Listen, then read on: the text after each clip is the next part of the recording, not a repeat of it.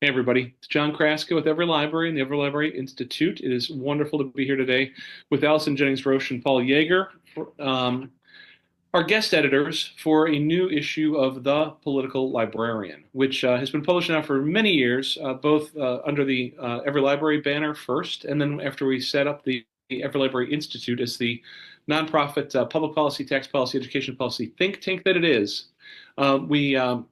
We've moved it over there. The Political Librarian has been published now. Well, it's not called the Political Library. It's called the Political Librarian because we're trying to encourage folks to be part of that big policy conversation. It is April of 2025. Just came out of National Library Week. Just came out of a time when the Trump administration has issued an executive order or three that affect Institute of Museum and Library Services and other agencies as well, trying to shut it down.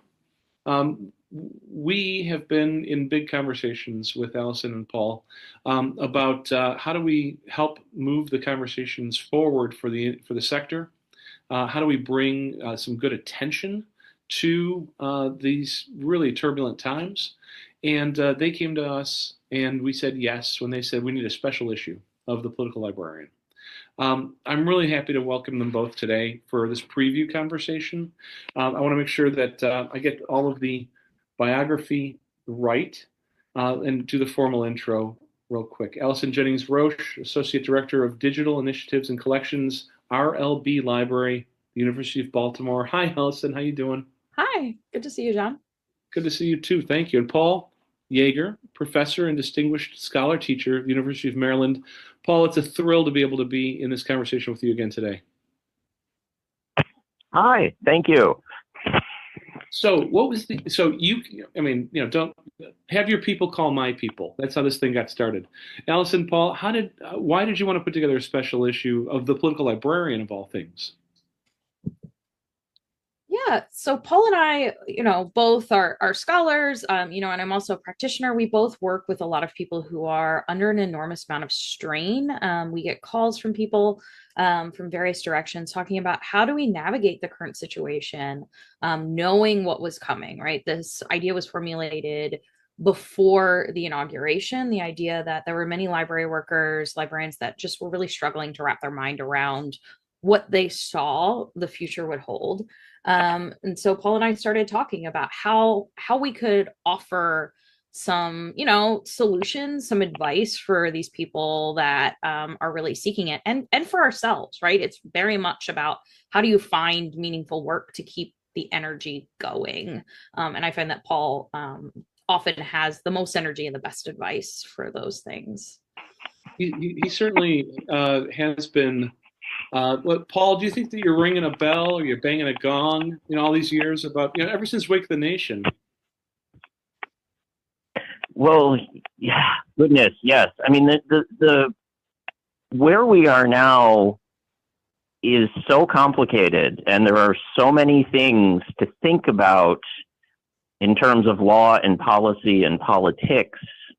Our hope with this issue was to get as many of those perspectives as possible, and admittedly, it's only a slice of a lot larger picture, but people from different perspectives within our field offering their thoughts on at least how can you deal with some aspect of it. And, these things that we're dealing with are legacies of, there were plenty of warnings in the first Trump administration when every White House budget eliminated all cultural heritage funding.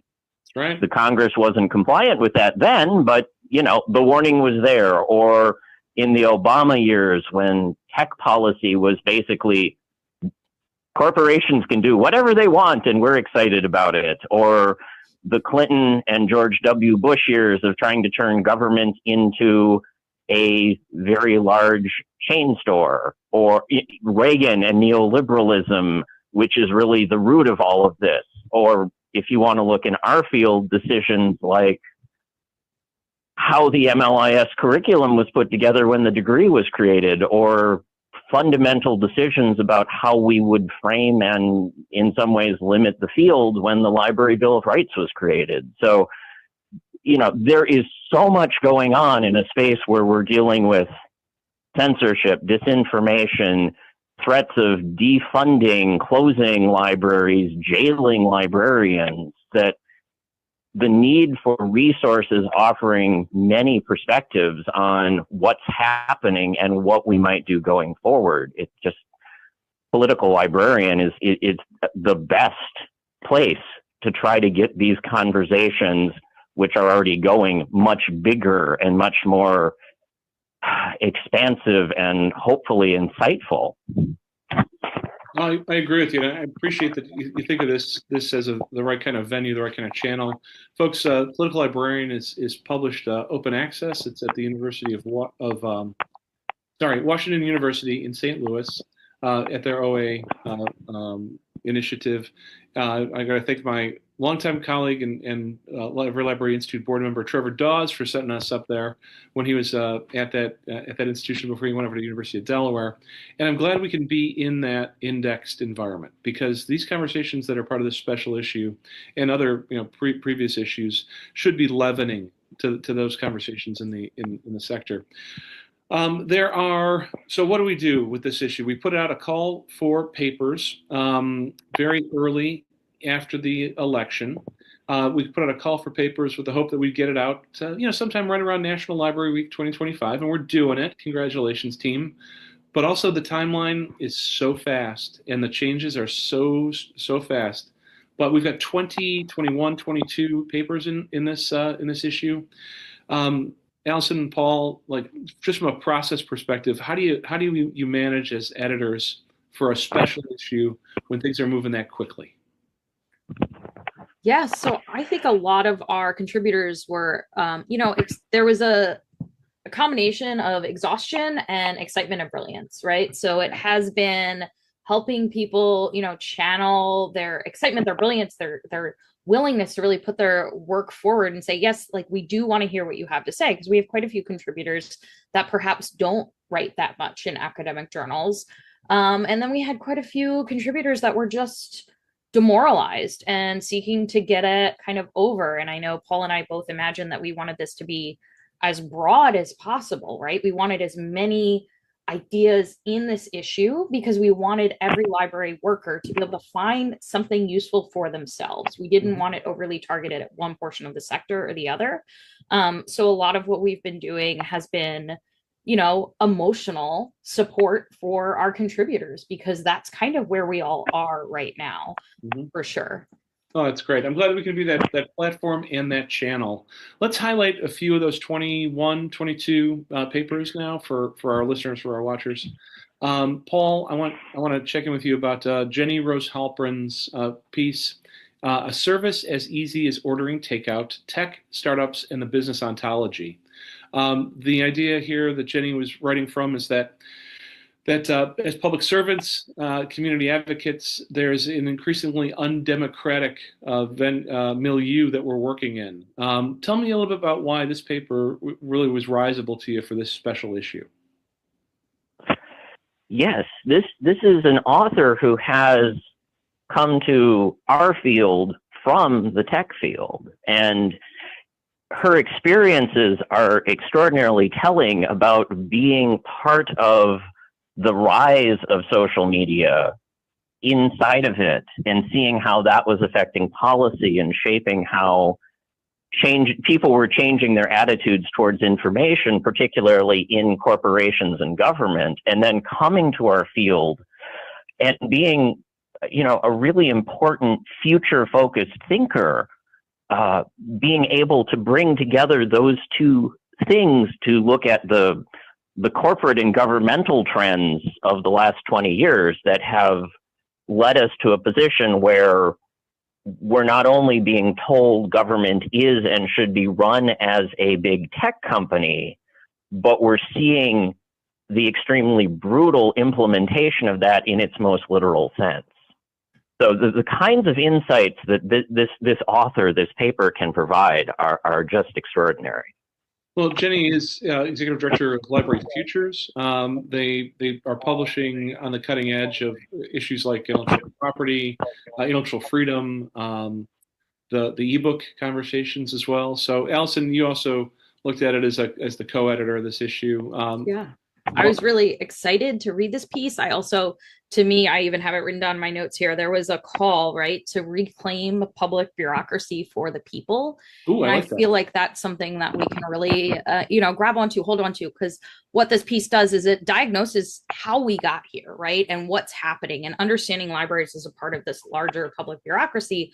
But it's also a call to reclaim that, right? So if we can take that context and we're able to find ways to move these ideas forward, I thought that this piece was really essential for both contextualizing what's happening and encouraging us to move forward and reclaim what we're doing as truly for the people and for the public. Well, her thesis is that the public sector's response has been weak because of the public sector's tendency to weaken itself, and I appreciate her issuing that strong of a statement here. Allison, I want to move on to Carrie Price's piece on "Thank you for your service to the American public, a perspective from a fired federal worker." Carrie was at NIH as a recent hire. The Trump administration's approach to firing recent hires, I mean, my heart breaks for Carrie that she's an early victim of this change in how the federal government's functioning, and yet it's the most timely of all papers, I would think. Yeah, I think in a lot of ways, I appreciated that Carrie was willing to write this piece for us, coming off of, I think she was in the process of writing this the week that she was let go, right? Yeah. And as we look at this piece, we can see not only Carrie's story, which is emblematic of a larger story of what's happening for a lot of librarians, but what I really appreciated was how she was explaining, right, and claiming the deep expertise of these librarians, of these federal workers, these federal librarians that are being let go. Because there's this often understanding, oh, like recent hires, or, perhaps even people outside the field that don't understand the depth of the qualifications and the expertise of people who have these kinds of jobs. While despite being new relatively to the NIH, Carrie was an exceptionally accomplished medical librarian, which is a specialized and niche field that requires a very, very extreme degree of expertise. So in walking us through exactly the work of the NIH, the work of the librarians there, the qualifications that got her to where she was, I felt that this piece was an excellent example of exactly what is happening when we have this extreme brain drain of highly competent, highly skilled, highly dedicated public servants that are being let go or being pushed out of the field or being defunded or losing their jobs due to grant cancellations or any number of other things. I appreciated how we were able to see that from one person's perspective. Paul, we're seeing the notices coming out of the current Institute of Museum and Library Services that are canceling grants, whether it's grants to states for state libraries or grants for National Leadership Grant or 21st Century Laura Bush 21st Century Librarianship grants, and it all says that we're repurposing the money to use for the Trump administration's priorities. And yet what Carrie talks about in her article is that there's an expectation of political neutrality and professional competency in a job like hers.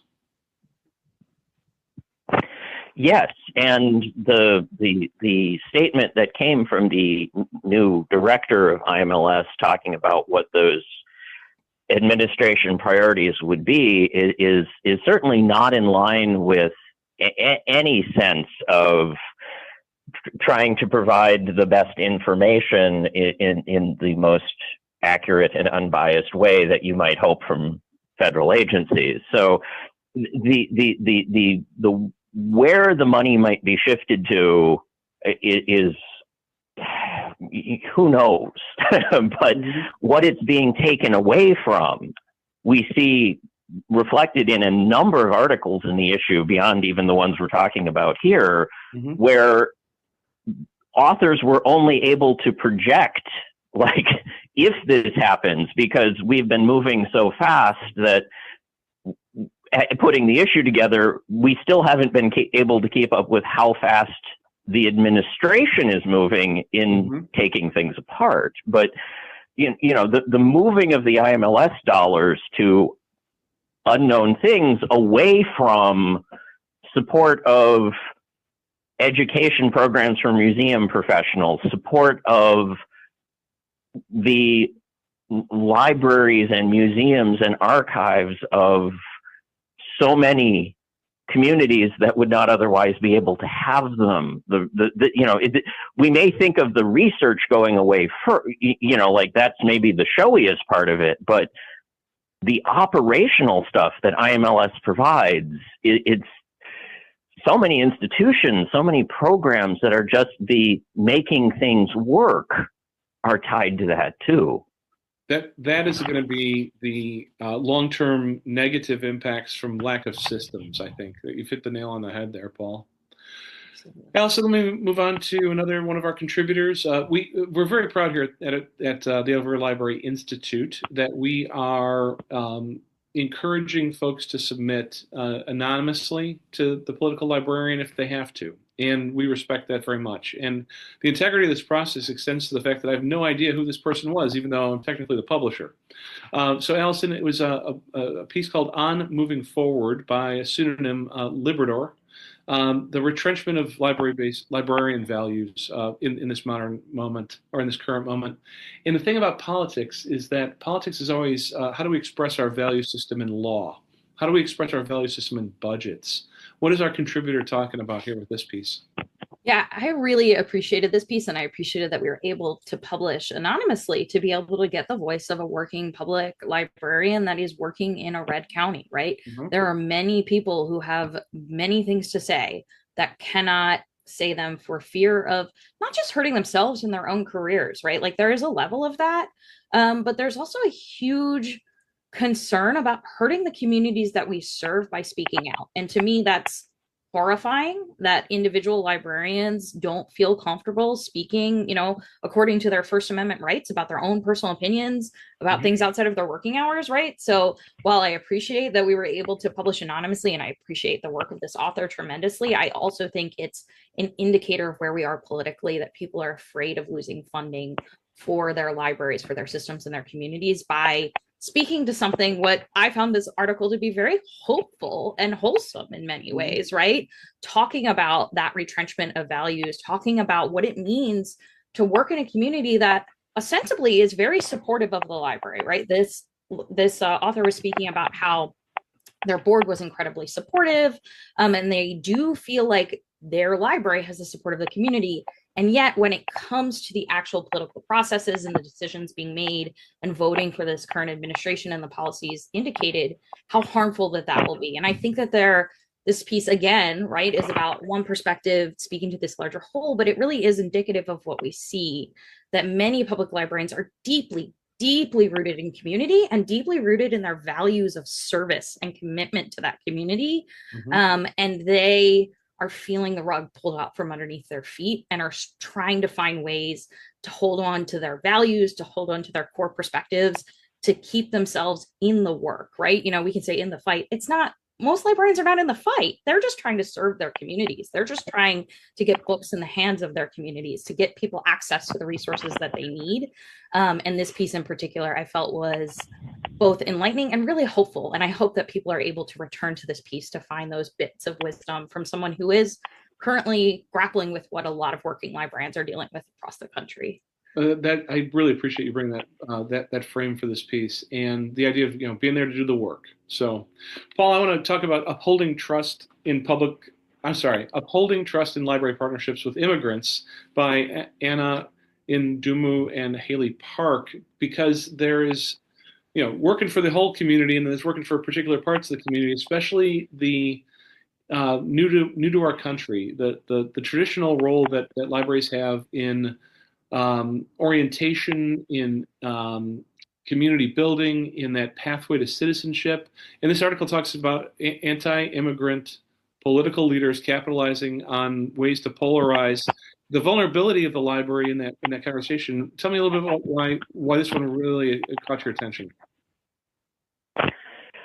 Well, there's a couple reasons. I mean, first, as you note, really, if you think about what made the public library its modern sense of being, shifting to including immigrants, shifting to welcoming people to communities, in the first couple decades of the 20th century, set up the change of libraries from very proscriptive, stuffy, and for a very small part of the community, or to make people, become part of that part of the community, to a much more inclusive thing. And a lot of the modern things we think of as essential to public libraries have some or all of their roots in service to newcomers. So at that, it's a fundamental shift, thinking that all of that history should be seen negatively now. But it's also, this is one of several papers that helps provide insights into the impacts of these decisions on real people who are in the community, or whole portions of communities being served.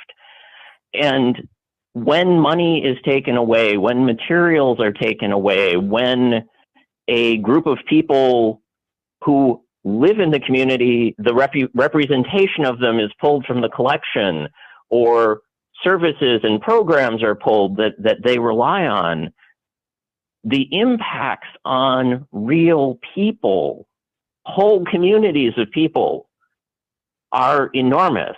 And this is a really important way of helping people who might think of this as a pure political problem or a policy problem, or a, well, it doesn't affect me kind of problem when people are talking about libraries.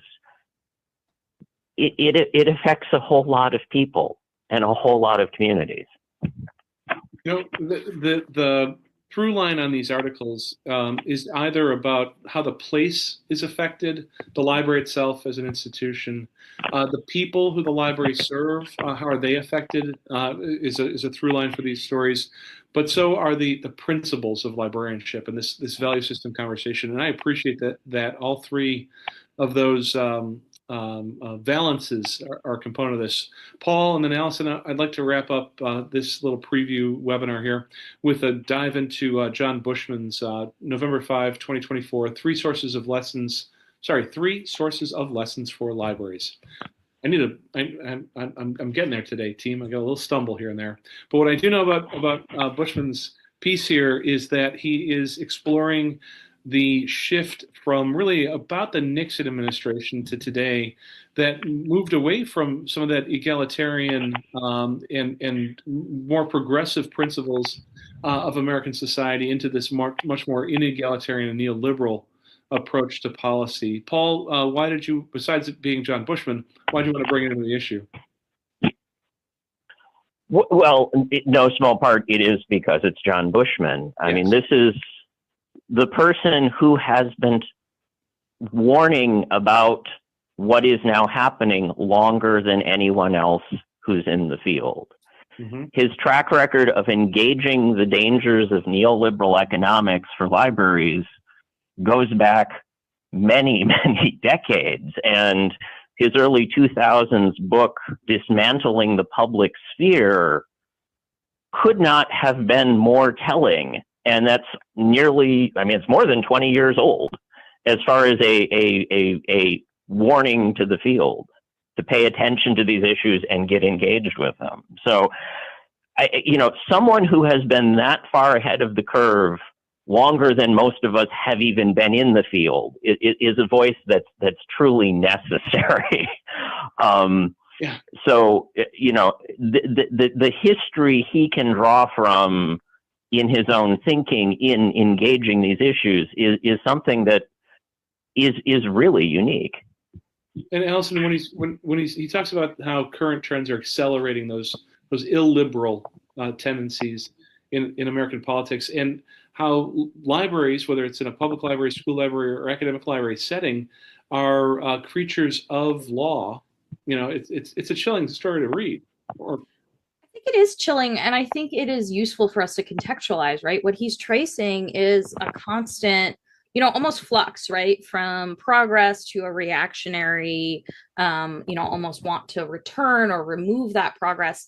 And I think not only what we can learn about it are all of the principles he's laid out here, is that just how important it is for us as libraries and librarians to take seriously the law and the policy, right?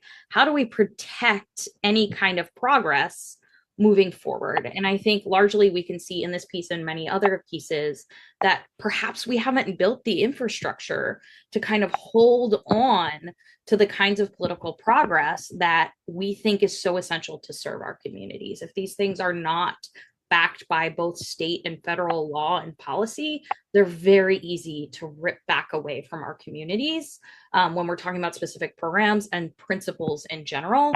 So I don't have an answer, right? I think that's what we're all working for here. But I think what we can really see by tracing what's happening and seeing how much it's accelerating in the current social media moment and how information is distributed so rapidly and misinformation and disinformation is how do we learn from those lessons and find ways to legislatively protect libraries, library workers, and our communities? Well, this is a heck of an issue. As I said before, we've got over 20 submissions here. I've written something. Allison, you and Paul both have as well. But we've got folks in here. I mean, the great Nancy Chrastka is in here. We have Nicole Cook and her co-contributor Rachel Williams. We've got Bill Crawley. I mean, like, this is a great issue, and I really am grateful to you both for bringing your talent, your perspective, and your time to it, to be able to invite folks and to be able to embrace folks who respond to our open call. It's a real hallmark of collaboration, and I'm really thrilled to be able to do it with you. I want to let everybody know that we, EveryLibrary Institute with the Political Librarian, are going to be hosting some additional webinars with some of the authors, including Allison and Paul, as we move forward, starting on April 29th, it's a Tuesday at lunchtime. And no offense to all you East Coast people, it's lunchtime Central Time. I'm going noon Central, because I live here in suburban Chicago. You people can have 1 o'clock Eastern on the 29th of April through Tuesdays through May 27th for our the Political Librarian lunch hour. And folks, this whole issue, along with the very thoughtful and engaged introduction by our esteemed special issue editors, Allison and Paul, the whole issue is available right now from here on out at thepoliticallibrarian.org. Thepoliticallibrarian.org. If you would like to be a part of it yourself moving forward, we have another issue scheduled for late August of 2022. I'm sorry, 2022, late August of 2025, and then November of 2025 as well. The August issue, we've declared it. It's going to be about state laws, state policy, the administrative and rules making as well.